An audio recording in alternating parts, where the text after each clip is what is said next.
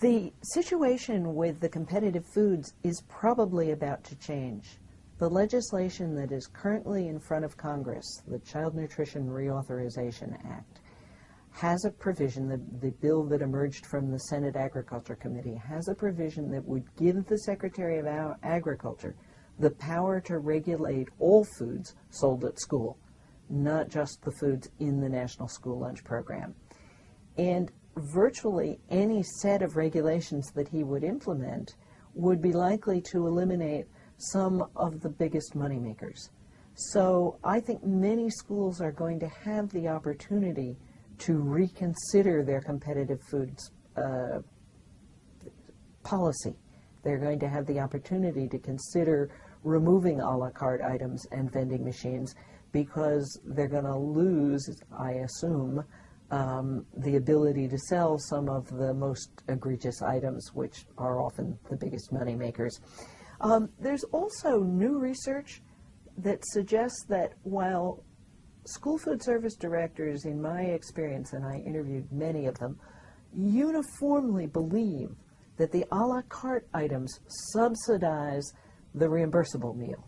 That's why they do it. They say, when I say, why are you selling this stuff in competition with your own nutritionally regulated meals, they say, oh, we have to do it to break even. But it looks as if many of them failed to fully account for the costs associated with ordering and stocking and maintaining inventory on those a la carte items. So that there's new research suggesting that in many, many schools, what the food service director thought was subsidizing the reimbursable meal was actually draining money away.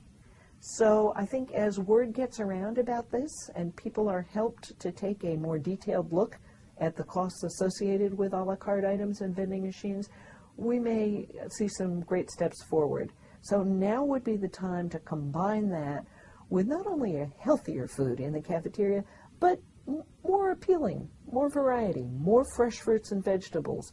Students seem to love the yogurt and fruit parfaits, so more yogurt and fruit and granola parfaits and more fruits and vegetables cut into dipping sizes. We have a whole generation of students who are really accustomed to handheld foods, so they like their food served in ways that they can be manipulated by hand.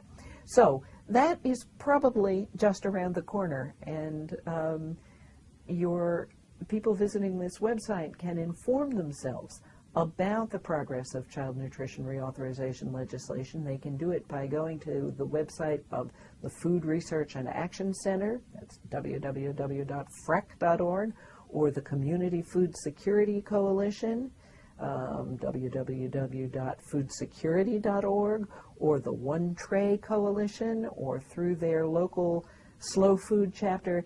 There are a lot of people concerned about child nutrition reauthorization, which is an ongoing process, and you can inform yourself about it and weigh in with your priorities. The other point that I'd like to make is that I have talked about two major reasons to move to universal free school meals. One is so that we get out of the trap that we're in now, where the children and behind them the food advertisers are driving the menu. And the second is to remove the stigma and permit the food in the cafeteria to become the norm and to be integrated with the school day and with instruction. But there is a third reason, which is that this is a profoundly inefficient, error-prone process. Principals have to send out the applications, parents have to fill them out and return them, then they have to be processed in the school office, a process called certification, then there's verification of a sample, then the results have to be communicated to the cafeteria, then each meal has to be accounted for by the cafeteria as in the right category. It's just one opportunity for error after another. Schools are not set up to do this well. They're not means testing organizations. So every time there's a study, we find that children who should have been certified for free are actually in the reduced price category, and some students who should have been certified for full price are getting meals free. Every time we look, we find children in the wrong categories. It's just not something we can do well.